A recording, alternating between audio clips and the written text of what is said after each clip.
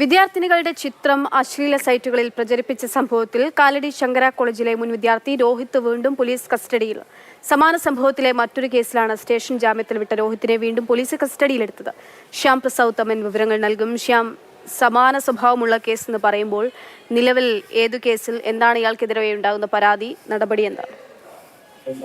പക്ഷേ ഈ കോളേജ് വിദ്യാർത്ഥിനികളുടെ ചിത്രങ്ങൾ അശ്ലീല സൈറ്റുകളിൽ പോസ്റ്റ് ചെയ്തതിനായിരുന്നു SFI പ്രവർത്തകൻ കൂടിയായിട്ടുള്ള രോഹിത്തിനെ പോലീസ് നേരത്തെ അറസ്റ്റ് ചെയ്തത്. കാലടി പോലീസാണ് ഇത് സംബന്ധിച്ച് കസ്റ്റഡിയിലെടുത്തത്.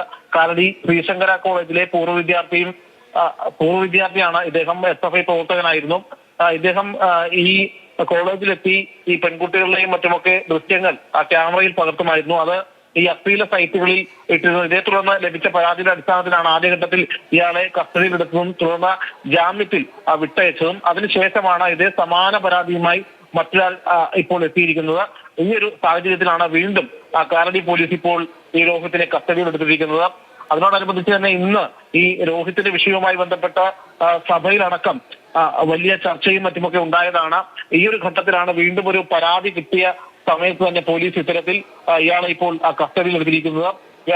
നിലവിൽ ഇയാൾക്ക് എതിരെ നേരത്തെ കേസിൽ ചുമത്തിയിരിക്കുന്നത് ഈ പെൺകുട്ടികളോട് മോശമായ രീതിയിലുള്ള പെരുമാറ്റം, അതായത് ഈ മോശം അടിക്കുറിപ്പോടെ അശ്ലീല പേജുകളിൽ ഇവരുടെ ഫോട്ടോ പോസ്റ്റ് ചെയ്തു.